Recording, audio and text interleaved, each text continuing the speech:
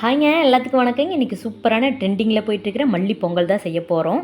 ட்ரெண்டிங்கிறீங்க taste அப்படின்னு டேஸ்ட்டுக்கு கொஞ்சம் கூட குறைச்சலே இருக்காது, அவ்வளோ சூப்பராக இருக்கும். அதுக்கு ஒரு கைப்பிடி அளவுக்கு மல்லி இலைங்க, ஒரு துண்டு இஞ்சி, 2 பச்சை மிளகாய், இதை வந்து நல்லா தண்ணி ஊற்றி அரைச்சி வச்சுக்கலாம். சரிங்களா. அதுக்கப்புறம் நான் சீரக சம்பாவில் தான் எப்போவுமே வந்து பொங்கல் செய்வேன். நீங்கள் பச்சரிசினா கூட ஓகே தான். 1 டம்ளர் அரிசி, 1/2 டம்ளர் பருப்பு, பாசிப்பயிறு உடைச்சது. சரிங்களா போட்டுட்டுங்க. அதுக்கப்புறம் வந்து 1 டம்ளர் அரிசிக்கு நான் வந்து 4 டம்ளர் அளவுக்கு தண்ணி ஊற்ற போகிறேன். எல்லாம் அரைச்சது அந்த தண்ணி சேர்ந்து 4 டம்ளர் அளவு தண்ணி. சரிங்களா. ஒரு 1க்கு 4. அப்புறம் மிளகு வந்து ஒரு 5-6 வந்து உடச்சி அதையும் போட்டிருக்கிறேன். உடச்சிட்டோம்னா கொஞ்சம் நமக்கு முழுசாக வராது, சாப்பிட்றதுக்கு வாய்க்கு கடிக்கிறதுக்கு. சரிங்களா. அதனால் உடச்சி போடுறது. நெய்யை ஒரு ஸ்பூன் ஊற்றி நம்ம வந்து ஒரு 3-4 விசில் விட்டுறலாங்க. விட்டு இறக்கி இங்கே பாருங்கள் எப்படி இருக்குதுன்னு பார்த்துக்கலாம்.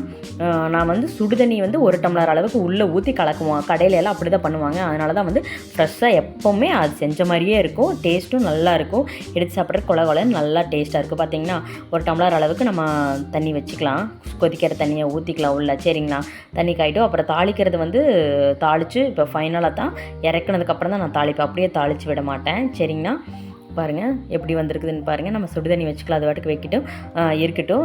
தாளிச்சிக்கலாம். சரிங்களா. நெய் ஊற்றிக்கிறேன். நெய் தான் நிறையா ஊற்ற போகிறேன். ஒரு 4 ஸ்பூன் அளவுக்கு நெய் ஊற்றிட்டிங்க. கடுகு போட்டிருக்கிற கடுகு, முந்திரி, அதுக்கப்புறம் கருவேப்பிலை. சரிங்களா. போட்டுட்டு சீரகம் கொஞ்சம் 1/2 ஸ்பூன் அளவுக்கு சீரகம் போட்டுக்கலாம்.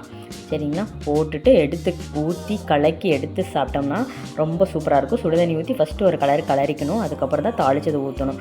அப்போ தான் டேஸ்ட்டு சூப்பராக இருக்கும். நிஜமாமே டேஸ்ட் பார்த்தீங்கன்னா நிஜமாவே அவ்வளோ சூப்பராக இருந்ததுங்க. இதுக்கு வந்து சாம்பார் சட்னி, தேங்காய் சட்னி தான் ரொம்ப சூப்பராக இருக்கும். ரொம்ப சாம்பாரெலாம் வேணுங்கிற அவசியமே கிடையாது. ஆனால் நான் வச்சுருந்தேன், அதனால் ஊற்றி சாப்பிட்டோம். எனக்கு தேங்காய் சட்னி தான் பிடிக்கும். சரிங்களா. பாருங்கள் எப்படி இருக்குதுன்னு பார்த்தீங்கன்னா பாருங்கள் ரொம்ப ரொம்ப ரொம்ப சூப்பராக இருக்கும். கண்டிப்பாக ட்ரை பண்ணுங்கள். சரிங்களா. கிளறி எடுத்து போட்டு சாப்பிட்டா அவ்வளோ சூப்பராக இருந்ததுங்க. சரிங்களா. அருமையான பொங்கல் ரெடி ஆகிடுச்சு பாருங்கள். மல்லி பொங்கல் ரெடி. வாங்க சாப்பிடலாம். என்னோடய சேனல் ஒன்று சப்ஸ்கிரைப் பண்ணாதீங்க, பண்ணுங்கள், ஷேர் பண்ணுங்கள், கமெண்ட் பண்ணுங்கள், லைக் பண்ணுங்கள். சரிங்களா. கண்டிப்பாக இந்த பொங்கலை ட்ரை பண்ணுங்கள். சரிங்களா. ரொம்ப சூப்பராக இருக்கும். நார்மலாக செய்கிற பொங்கல் தான், அந்த அரைக்கிறத மட்டும் எக்ஸ்ட்ரா அரைச்சி ஊற்றுறோம், அவ்வளோதான் வித்தியாசம்.